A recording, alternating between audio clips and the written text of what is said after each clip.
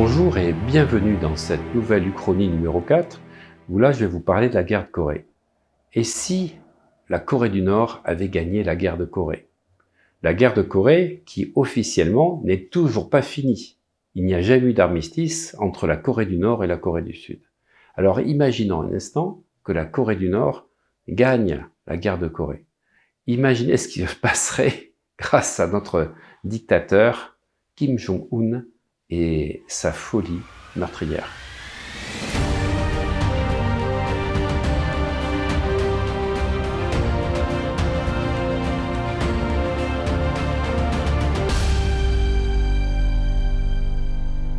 La guerre de Corée oppose du 25 juin 1950 au 27 juillet 1953 la République de Corée du Sud, soutenue par les Nations Unies, dont la République de Chine qui s'appelle Taïwan, à la République démocratique de Corée ou Corée du Nord, soutenue par la République populaire de Chine et l'Union soviétique.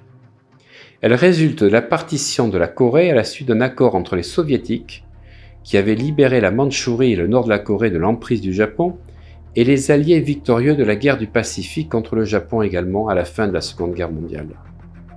C'est un des premiers conflits de la guerre froide. Et c'est à cause de la Seconde Guerre mondiale et de la partition de l'Empire japonais qu'a eu lieu en fait la guerre du Vietnam, la guerre de Corée et tout ce qui se passe aujourd'hui en Asie. La Chine communiste va reconquérir Hainan de mars à mai 1950, puis enchaîne avec la conquête de la Corée le mois suivant. Puis elle va annexer le Tibet le 7 octobre 1950 et la fin des hostilités avec la Mongolie communiste le 5 février 1951.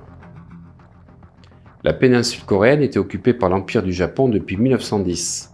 Après la reddition du Japon en septembre 1945, les États-Unis et l'Union soviétique se partagèrent l'occupation de la péninsule le long du 38e parallèle, avec au sud des forces américaines d'occupation et au nord des forces soviétiques d'occupation.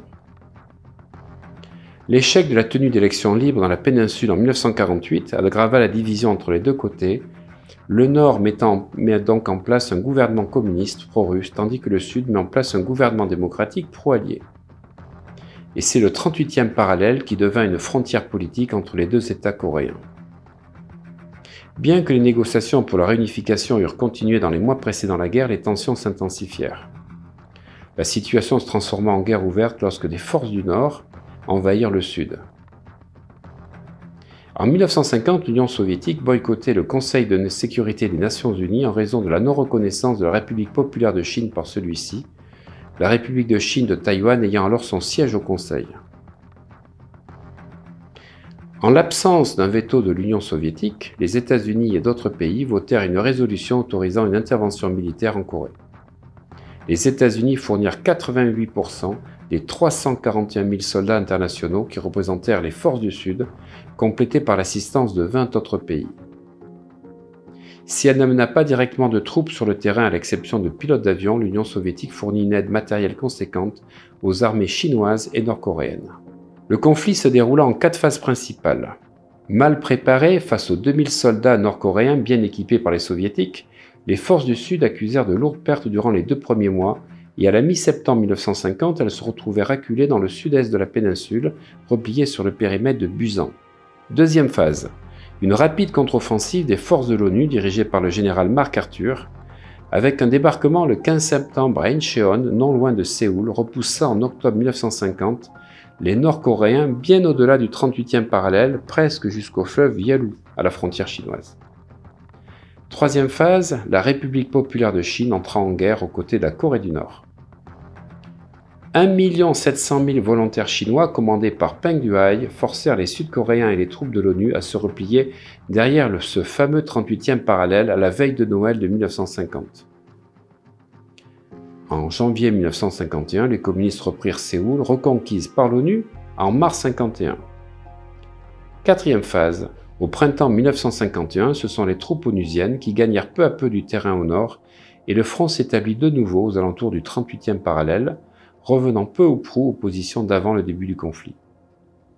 Les négociations reprirent alors et la guerre ouverte s'acheva le 27 juillet 1953 lorsqu'un cessez-le-feu fut signé. L'accord restaurait la frontière entre les deux Corées près du 38e parallèle et créait la zone coréenne démilitarisée, une zone tampon fortifiée entre les deux nations coréennes. Les deux pays étant encore officiellement en guerre, des incidents continuent de se produire aujourd'hui. Du point de vue militaire, la guerre de Corée a combiné les stratégies et les tactiques des deux guerres mondiales. Elle commença par une rapide campagne offensive d'infanterie suivie de bombardements aériens, mais devient une guerre statique à partir de juillet 1951. On estime que le conflit a fait plus de 800 000 morts parmi les militaires coréens, nordistes et sudistes, et 57 000 parmi les militaires des forces de l'ONU. Le nombre de victimes civiles est estimé à 2 millions et le nombre de réfugiés à 3 millions.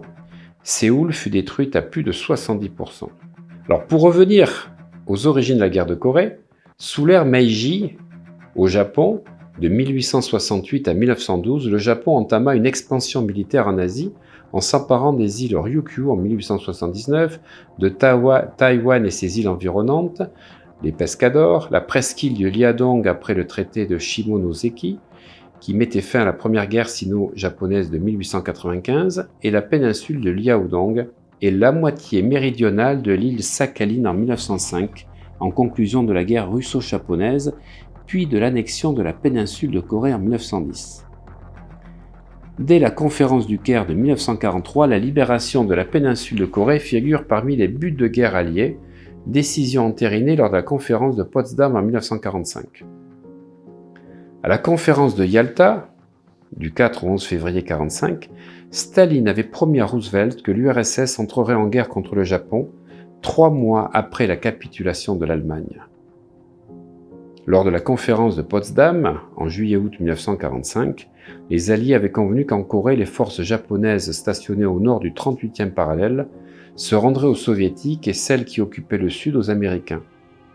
Les Soviétiques intervinrent dans le nord le 9 août 1945, le lendemain même de la déclaration de guerre au Japon.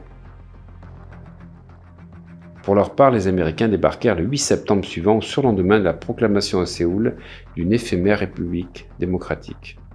Après les bombardements atomiques d'Hiroshima et de Nagasaki, l'offensive soviétique de la Mandchourie balaye le Japon du territoire, libérant ainsi le nord de la péninsule. Le 15 août 1945, le Japon capitule, et la division de la Corée en deux zones le long du 38e parallèle, l'une soviétique, l'autre américaine, est adoptée afin d'organiser le désarmement des forces japonaises présentes dans la région.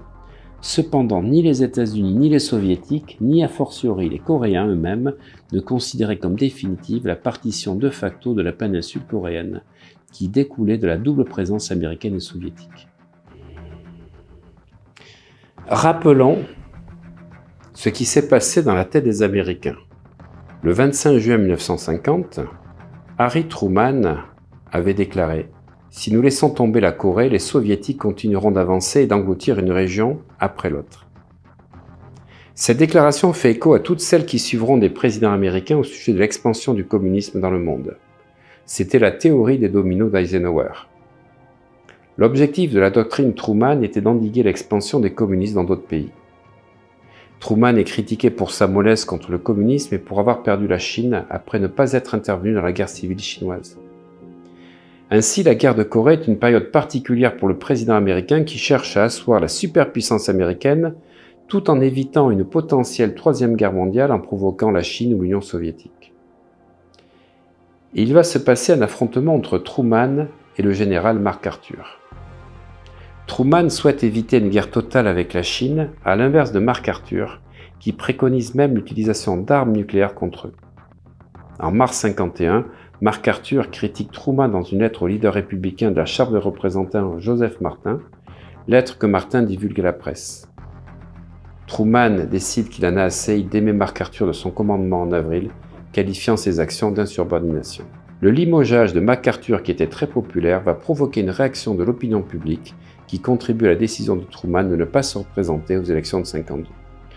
La guerre de Corée est souvent appelée la guerre oubliée par rapport à la guerre du Vietnam.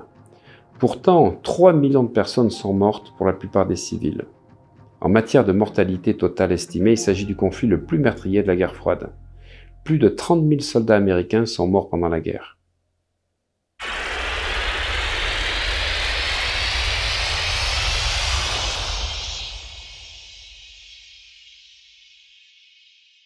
Et si la Corée du Nord avait gagné la guerre de Corée. Alors, les historiens disent qu'on ne peut pas répondre à sa question parce que on ne peut que spéculer. Mais il s'agit d'une grosse supposition. Si la Corée du Nord avait gagné la guerre, alors nous aurions largement évité la dévastation massive causée par les combats, l'intervention de la Chine, la retraite façon terre brûlée de la Corée du Nord et la campagne aérienne des États-Unis, grâce à quoi les Nord-Coréens n'auraient peut-être pas nourri des souvenirs si amers de la guerre. Qui plus est, comme dit Andrew Salmon, la stabilité que procure un pays unifié aurait pu donner un régime moins paranoïaque, et si elle avait vaincu les États-Unis, la Corée du Nord ne serait pas si aigrie. Les aspirations de guerre de Kim Il-sung étaient l'unification de la péninsule et la fin de l'État sud-coréen. Le meilleur exemple de ce qui aurait pu se produire si la Corée du Nord avait gagné est sans doute le Vietnam, dont l'histoire est semblable. C'était une nation en bordure de la Chine, colonisée, divisée, et elle avait combattu les Américains. Mais le Vietnam a vaincu ses colonisateurs au combat, repoussé les Américains et réunifié le pays. Par conséquent, les Vietnamiens ont de bonnes relations internationales, une économie libérale et une société relativement ouverte. La Corée, elle, n'a pas pu se libérer du régime colonial japonais, et la Corée du Nord n'a pas pu vaincre les États-Unis pendant la guerre. La Corée du Nord s'est également repliée sur elle-même et présente peu de signes d'une économie ou d'une société libérale. Est-ce qu'une Corée unifiée ressemblerait à un Vietnam unifié? Et vous, quand vous écoutez le récit, que pensez-vous qui se serait passé? Est-ce que le communisme se serait plus répandu en Asie? Est-ce que les Russes auraient continué à se développer que dans la théorie des dominos? Est-ce que la Chine serait plus conciliante avec les États-Unis et l'Europe? Que se serait-il passé si la guerre de Corée avait été remportée par la Corée du Nord? Les 10 meilleures réponses gagnent une formation en ligne, et pour ceci, vous avez toutes les instructions sous cette vidéo.